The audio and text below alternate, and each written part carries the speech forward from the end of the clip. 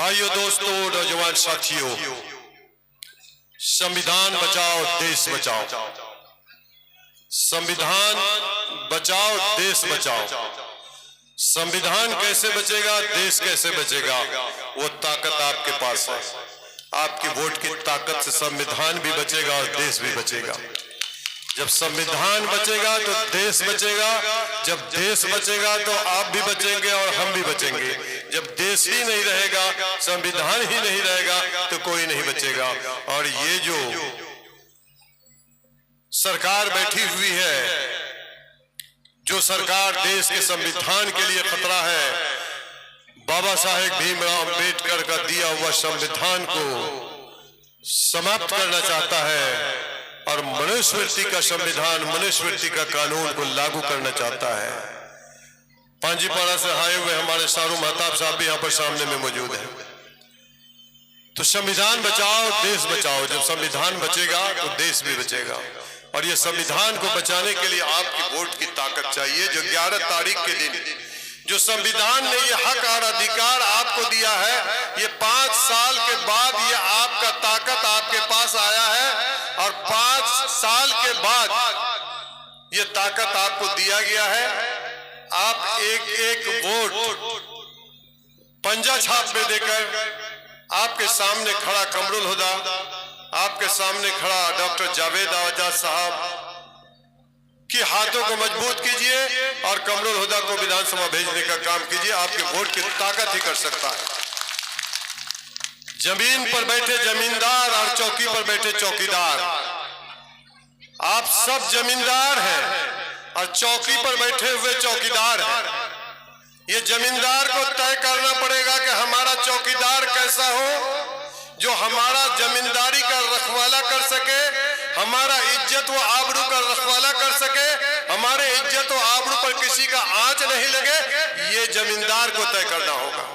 आपका चौकीदार कैसा होगा, ये आपको तय करना होगा कि हमारा चौकीदार कैसा हो, जो हमारा इज्जत व आबरू का रखवाला कर सके। चौकीदार वैसा हो। मैं आपके सामने में कमरुल हुदा कोई नया चेहरा नहीं हूं।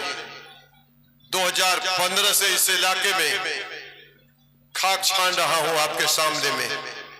2015 में भी चुनाव लड़ा था, आप लोगों का समर्थन प्राप्त हुआ था। 2019 में भी एक मौका मिला मुझे चुनाव लड़ने का, विधानसभा का चुनाव लड़ा।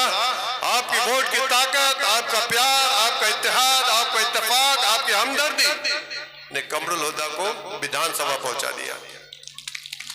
संजोग ऐसा था कि 11 महीना का ही मुझे मौका मिला। उस 11 महीना के कार्यकाल में मैंने आप लोगों के बीच रहा।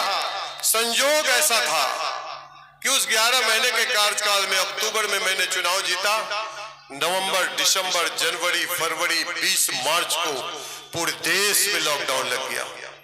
पूरे देश में लॉकडाउन लग गया। उस लॉकडाउन के काल में लोग परेशान थे। जो दिल्ली, बंबई, हरियाणा, पंजाब में रहते थे, काम करने के लिए गए थे, नौकरी के तलाश में गए थे, रोजगार के तलाश में गए थे, सब लोग परेशान थे। लोगों के दिल में ये सोचा कि अब तो मौत शायद करीब है। अगर मरूंगा तो घर में जाकर के अपने बाप मां के सामने में मरूंगा। लोग चल दिए, किसी तरह से भी गाड़ी पर चल दिए, कहीं पर पैदल चल दिए, कहीं पर बस पर लटक कर चल दिए।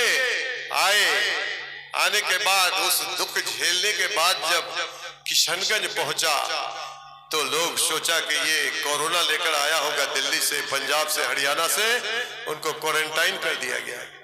और जब क्वारंटाइन कर दिया गया, क्वारंटाइन सेंटर इस पोठिया प्रखंड में 97 क्वारंटाइन सेंटर बना था। जिस 97 क्वारंटाइन सेंटर में 60 से अधिक क्वारंटाइन सेंटर में आपका कमरुल हुदा को भी अपना जान का डर है।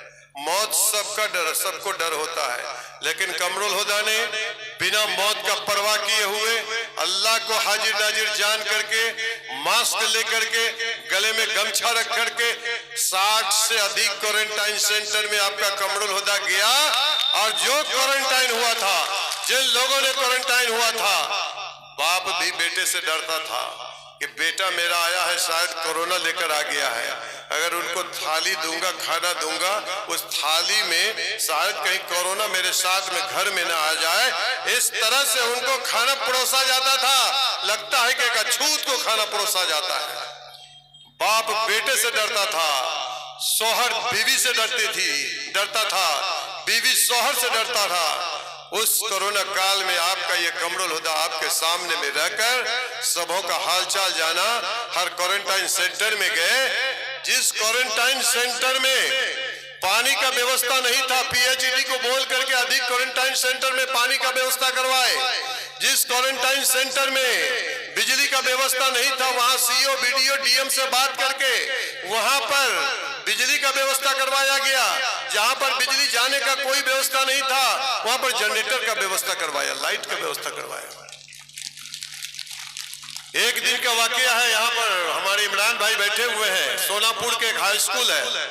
सोनापुर के हाई स्कूल में 12 बजे रात में एक आदमी फोन करता है डुबानुची का कि हम क्वारंटाइन है सोनापुर स्कूल में। और संजोग ऐसा था कि उस साल बारिश भी बहुत हो रही थी। इतनी बारिश हो रही थी, जितने भी लोग क्वारंटाइन थे सब लोग उस क्वारंटाइन सेंटर में बारिश में ले जाकर के रख दिया हाई स्कूल में। हाई स्कूल में न जलना था, न खिड़की था, न दरवाजा था, चारों तरफ से खुला हुआ था। तेज की बारिश हो रही थी और उस बारिश से उस स्कूल में घुटना तक पानी लग गया। एक आदमी 12 बजे रात में फोन किया कि सर हम लोग यहाँ पर बैठे हुए हैं। बोले क्या बात हुआ गया? बोले बारिश इतनी हो रही है, इतना झपास खिड़की से आ रहा है कि पूरा रूम पानी से भर गया है, हम लोग सो नहीं सकते हैं। हमने कहा कि आप इंतजार कीजिए, सुबह इंशाअल्लाह आपके सामने में मैं आऊंगा। सुबह 10 बजे हम आए, बीडीओ को लिए, सीओ को लिए, उस क्वारंटाइन सेंटर में गए। बीडीओ और सीओ को बोले कि बताइए इसमें कैसे करके लोग रहेगा। हमने कहा, हमने वहां बैठा सीओ को बोले कि आप अब भी इसी वक्त या तो सेंटर बदलिए या नहीं तो इस पर इंतजाम कीजिए। उसी समय सीओ और बीडीओ ने मोटा वाला प्लास्टिक मंगवाया। प्लास्टिक मंगवा करके सभी जलना खिड़की को बंद किया। दूसरे दिन से बारिश हो रही थी, वो बारिश से राहत मिला लोगों को। तो मैं आपके बीच में काम करना चाहता हूँ। मकसद मेरा काम करना है। मकसद मेरा आपके साथ में आकर के भाषण देने का नहीं है। आपने उस 11 महीने के कार्यकाल में, उस शासन काल में देखा था। आपने अगर इसमें से कोई आदमी होगा तो देखा होगा कि ब्लॉक में जाने के बाद आपको इज्जत और सम्मान मिलता था या नहीं मिलता था? सबको इज्जत और सम्मान मिलता था। बीडीओ प्यार से बैठा था। मकसद मेरा वही है। मेरा मकसद है कि हमारे लोग ब्लॉक में जाए, बीडीओ साहब उसको बैठने का इंतजाम करे, बैठाए और उनसे पूछे कि आपका काम क्या है। अगर काम है, कर सकते हैं तो कर दीजिए, नहीं तो उसको रास्ता बता दीजिए। आज ये हाल है ब्लॉक का, सीओ का, कि सीओ आपसे 10 से 15 हजार रुपया लेकर एक मोटिवेशन करता है। ये डबल इंजन की सरकार, ये जो सरकार बैठी हुई है, राज्य सरकार, नीतीश कुमार का सरकार, ये बीमार सरकार, ये बीमार है। ये सरकार चला नहीं सकता है। ये सरकार आरएसएस के लोग चलाते हैं, बीजेपी के लोग चलाते हैं। इसी का नतीजा है कि आज करप्शन चरम पर है। आपको तय करना होगा कि इस मर्तबा आप एक एक वोट अपना कांग्रेस के प्रत्याशी को देकर भेजें और बिहार के सरकार को बनाएं। बिहार में इंडिया गठबंधन के सरकार को बनाएं और इंडिया गठबंधन का सरकार जब बनेगा तो ये जो बीडीओ है, ये जो सीओ है, जिन्होंने 10 से 15 हजार रुपया आपके मोटिवेशन में लेता है, मकसद है मेरा कि आप अगर सही हैं, बशर्ते कि आपको भी सही होना पड़ेगा, आपके कागजात सही होने पड़ेंगे। अगर आपका कागजात सही है, आप सही हैं, तो समझिए कि कोई भी पैसा नहीं लेना चाहिए, कोई भी पैसा नहीं लेगा। ये मकसद मेरा है।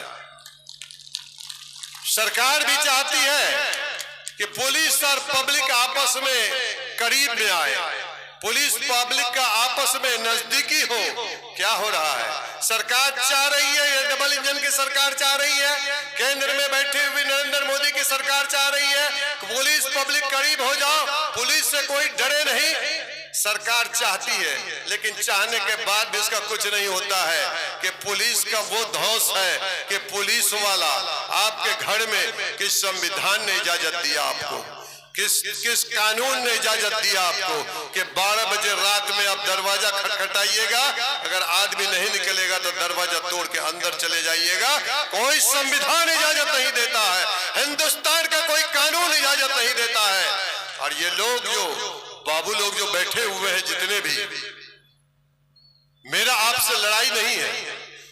यहाँ पर पुलिस वाले भी होंगे, सुनते होंगे, सीओ वीडियो भी होंगे, सुनते होंगे। मेरा मकसद आपसे लड़ने का झगड़ने का नहीं है, मकसद जो आपका है वही मेरा है। जिस मकसद से सरकार ने आपको यहाँ पर डिप्यूट किया है, जिस मकसद से सरकार ने आपको ब्लॉक में और थाना में रखा है, वही मकसद मेरा भी है कि हमारे लोग परेशान नहीं हो। यही मकसद सरकार का भी है। सरकार भी चाहता है कि जो पदाधिकारी गया हुआ है लोगों का काम आसानी से हो।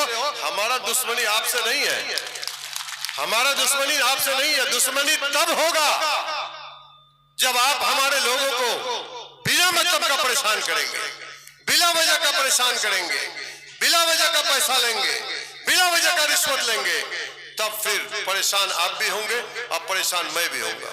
हम दोनों परेशान नहीं हो। आपसे मेरा दुश्मनी नहीं, दोस्ती है। हम लोग तो चाहते हैं कि हमारे लोग, इलाका शांत रहे। इलाके के लोग अगर हमको परेशान करेंगे तो मैं आपको परेशान करूंगा। इलाके के लोग अगर सही रहेंगे तो आप भी सही से रहेंगे। ये मेरा मकसद है, ये मेरा मकसद है। इस मकसद को लेकर के मेरा मकसद चुनाव लड़ने में कतई नहीं है कि मैं चुनाव लड़ करके करोड़पति बनूं। मेरा मकसद एक ही है कि आपके बीच में आकर के आपके हमदर्दी को बांटे, आपके दुख दर्द में शामिल हो। आपके अगर कहीं पर कोई लोग बीमार है, उसका इलाज कैसे करके होगा, उसमें हम भागीदारी ले सके। अगर नहीं हो सकेगा तो अपने पर्सनल पैसे से उनको कुछ मदद करके उनका इलाज कर सके। ये मेरा मकसद है। तो इसलिए ये ताकत आप दीजिएगा, तभी हम मकसद पर कामयाब खड़ा हो सकेंगे। ये ताकत आपके पास है जो 5 साल के बाद ये ताकत दिया है। ये ताकत को बांटने के लिए प्रयास कर रहा है इलाके में प्रयास हो रहा है कि हमारे आपके ताकत को बांटे। आप यहाँ पर बैठे हुए हैं, आ जाएंगे आपके सामने में, अभी आएंगे, अभी आपके सामने में इमरान प्रतापगढ़ी साहब आएंगे, आप लोग यहाँ रूबरू होंगे उनका। तो मकसद मेरा आप जान चुके हैं। ये आपकी ताकत, आपकी वोट की ताकत ही इसमें कामयाबी ला सकता है। और इस पर सेंध मारने के लिए मैं आपको बता दूं, किसी गांव में कोई भी ऐसा गांव जो एमआईएम का नेता बोलता है कि एक चटिया है, ये आपको धोखा दे रहा है। अभी हमारे जहांगीर साहब, बड़े लीडर, बड़े नेता कांग्रेस के, बोला कि ये अफवाह से सावधान रहिए। मैं तो ये कहूंगा, उसमें एक बात और जोड़ दूंगा कि अफवाह और लफुआ से सावधान रहिए। ये अफवाह और लफुआ दोनों मिलकर के देश को बर्बाद करने में लगेगा। वो जो अफवाह फैलाएगा, 10 वोट उनके गांव में नहीं है, फोन करके बोलेगा। कल एक सज्जन हमारे एक जिला परिषद सदस्य को फोन करके बोल रहे थे कि आपके उधर क्या है। जिला परिषद सदस्य बोल रहे कि हमारे इधर तो एक चटिया हाथ है। वो सज्जन बोल रहे थे कि हमारे तरफ तो छूट-फूट पतंग भी बोल रहा है। तो मैंने कहा कि कौन बात कर रहा है, तो बताया कि फलाना आदमी है। हम बोले मोबाइल दीजिए मुझे। मैंने कहा कि की मियाँ ये काम से तो जिला परिषद साहब कहवा चाहिए कि अगर 4टा अगर 10टा अगर गड़बड़ है तो कहवा चाहिए कि भाई हमरा एक तरफा हाथ छी। जिला परिषद साहब बोलो कि एक तरफा हाथ हाथी कोशिश के छा तो कुछ पतंग है तो ती मोर आदमी को ध्यान से होलो। बोले नहीं भैया नहीं, ऐसा कोई बात नहीं है। हम बोले जिला परिषद सदस्य को आप बरगला रहे हैं, बका रहे हैं, इसका मतलब है 5-10 हजार रुपया दे करके आपको खरीद लिया है। बिको मत बाबू, बिको मत, बिकोगे और बटोगे तो कटोगे। बिको मत। अगर पैसा का उतना ही कमी है, पैसा ले लो, लेकिन अपने वोट का अधिकार मत दो किसी को। पैसा ले लो, अगर पैसा का जरूरत है, कोई पैसा लाकर देता है, जबरदस्ती बीजेपी वाला देता है। बीजेपी वाला आपको जबरदस्ती नहीं देगा, कुछ जगहों पर देगा, सबको नहीं देगा। बीजेपी वाला आपसे अगर वोट भी नहीं मांगेगा, नहीं कहेगा कि हमको बीजेपी में वोट दो, कमल छाप में वोट दे दो। वो हमारे ही लोगों को खड़ा करवा करके आपके सामने में भेजेगा। हमारे भाई को, हमारे भतीजा को, हमारे चचा को बोलेगा कि हमको वोट दे दीजिए, हम इस बार खड़े हुए हैं, मेरा जमानत बचा दीजिए। आप उसको कहिएगा कि तुम मेरा भाई हो सकते हो, भतीजा हो सकते हो, रिश्तेदार हो सकते हो, तुमको मुर्गा पुलाव खिलाकर विदा कर देना। वोट का ताकत मत देना, बोल देना कि मैं वोट नहीं दूंगा, तुम्हें वोट नहीं दूंगा, तुम मेरा बिरादर क्यों नहीं हो। इस वोट पर, इस बिहार पर पूरे देश का निगाह है, पूरा देश और निगाह से किशनगंज को देख रहा है, बिहार को देख रहा है, और बिहार आपके किशनगंज को देख रहा है कि वो किशनगंज जिस जगह में 70% आबादी मुसलमानों की है, वो सीमांचल जिस जगह में 70% आबादी मुसलमानों की है, वहां पर क्या करते हैं मुसलमान? जीतते हैं कि हारते हैं कि बीजेपी को जिताते हैं? वो लोग लगे हुए हैं, वो लोग लगे हुए हैं आपके वोट को काटने के लिए। पतंग कौन है? अरे पतंग का कौन है? यही कमरुल हुदा है पतंग, जिसमें आप सब लोगों ने मिलकर के कमरुल हुदा को पतंग पर वोट दिया था। कमरुल हुदा ही तो पतंग था। आज कमरुल हुदा आ गया कांग्रेस में, तो सब आ गए मेरे साथ कांग्रेस में, तो पतंग बचा कहां पर? कहां है पतंग? किस जगह में है पतंग? ये झूठा अफवाह फैला रहा है। हमारे सामने में एक आदमी का नाम सर में लेना भूल गया था, टीटू बडवाल साहब, जिन्होंने इस बीजेपी के हरकत को देखकर, बीजेपी के हालात को देखकर, देश के हालात को देखकर, राज्य के हालात को देखकर उन्होंने आरजेडी का दामन थामा है। मैं उन्हें भी मुबारकबाद देता हूं। तो पतंग कौन है यहाँ पर? पतंग मैं ही था ना। मैं जब कांग्रेस में आ गए, सब लोग कांग्रेस में आ गए, तो पतंग बचा कहां पर? ये बीजेपी वाले पैसा दे करके, पैसा का प्रमोट करके उन्हें आगे बढ़ा रहा है, आगे बढ़ाता है कि तुम जाओ वोट काटो, वोट काट करके कांग्रेस को हराओ और बीजेपी को जिताओ। ये लोग बीजेपी को जिताना चाहता है, ये लोग जिताना चाहता है बीजेपी को। अब शायद लैंड करने वाले हैं, लैंड हो रहे हैं बहुत जल्द हमारे इमरान प्रतापगढ़ी साहब। आप लोग बैठ जाइए, शांति से बैठ जाइए, इत्मीनान से आने दीजिए राज्यसभा सदस्य।